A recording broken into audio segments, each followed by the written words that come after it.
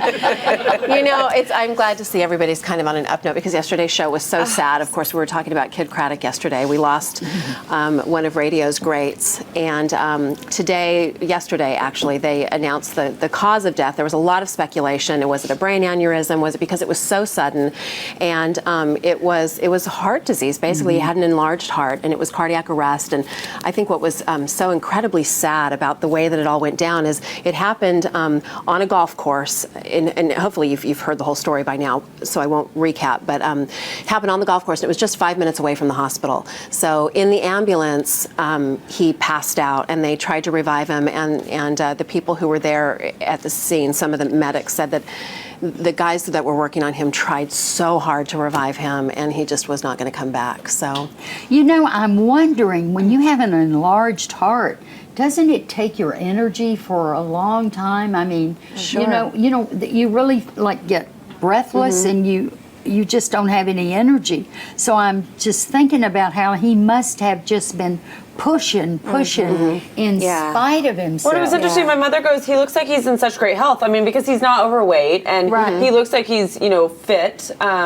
But you never know what is inside of your body, taking care. He might not have been, a smart eater and a healthy eater, and what his lifestyle is like as far as did he drink enough water? Did he? You never know. There's just so many elements, and it really reminded me last night when I was at the gym, just to take care of your body and to make just eating healthy and not drinking too much alcohol and working out and just nurturing your body. We so much nurture our professions, and we nurture our career, and we our nurture children and our families, friendships and our families. But do we really take that time to nurture our bodies? Because our bodies are a temple, and we're told to take care of them. And something like that is fixable. My girlfriend just turned 52, and she said, "You know what, Tammy? I went and paid $75, and I got a heart scan done so that I know whether I have any blockage or not. Because if you do have blockage, there are things you can do, bypass surgeries, to fix that situation. And that's what's so sad about this. This wasn't something that was terminal. It was something that was fixable. Right, and only 53 years old. And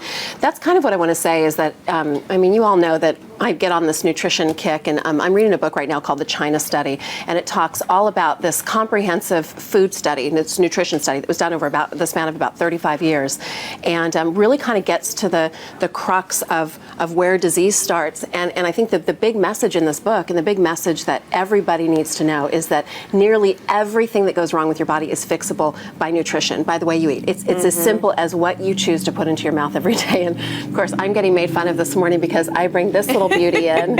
Isn't that gorgeous? Is it spinach, broccoli? What is it? It is, and it actually doesn't taste near as bad as it looks. It is, it's spinach, and there's some blueberries. There's blueberries. There's like a half a banana, and chia seeds, flax seeds. Chia seeds. And is that like a chia pet kind of thing?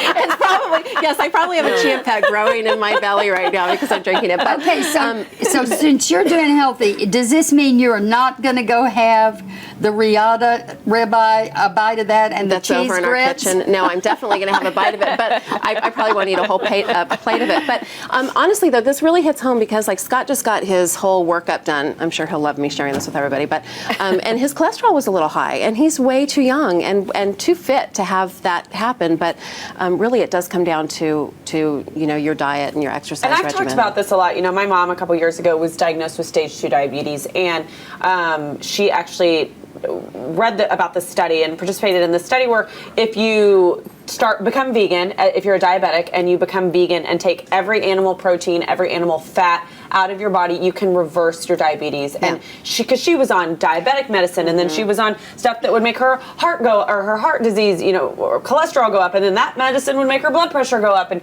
she was taking all these medicines, and she was like, I feel like crap, with all this different pills that I'm taking every single day.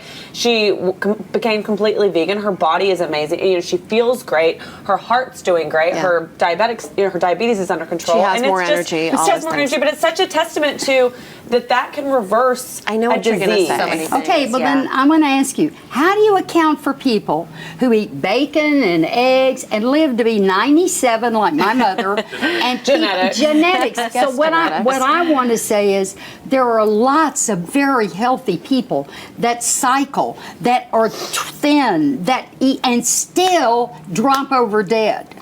it doesn't prevent. It doesn't save everybody. But it doesn't help either. I'll say this. After reading this book, and I encourage everybody, I don't care what your stance is, it's called the China Study, and that was actually the name of the study that was done. And I'm a carnivore. I love me some steak and barbecue, and I always try to make lean choices when I eat meat. And so I wasn't ready to read a book about, how bad animal protein is, or read the book or seen the movie Forks Over Knives. It's that same concept about meat and just And so I think the message that I'm taking from it for myself is that, I probably won't do a vegan lifestyle. I did that for 2 years before, and I don't know that I'll be able to do that again. But I think it's all about moderation. If you can keep the bulk of what you eat, I do too, fresh, local, go to your farmers markets. Fresh vegetables and some steak, but not this much steak and this much steak. And maybe, if you can keep 51% of what you eat raw and fresh. Well, Stephanie Hansen, who's our fitness expert here, she's at Energy Fitness, and she's my trainer, and she's kind of revolutionized the way that I eat. And Stuart, we had brunch with her on Sunday, and we both ordered these skillets with eggs. Sunday, and I'm thinking, okay, Sunday doesn't eggs count. and avocado and tomatoes and chicken and cheese. This can't be bad. And she's sitting there telling us all of the horrible things that dairy does to your body. She's basically it curds in your system and it poisons your system. And then basically when you eat red meat and pork, this is what happened. And we're just both sitting there bummer. Give me a mimosa then. Let me just wash this down with more champagne and orange juice. Sometimes it can be information overload. And another thing this book was saying is it's so confusing to people because you don't know what to believe. There's one fad diet. But if you watch some of these movies, is it my, if you watch some of these movies like Super Size Me, that movie about McDonald's, when I watched that and when I watched Forks Over Knives, both of them, I literally was so grossed out that I could not put meat in my mouth. It almost joke. I'll just eat that whole steak over there.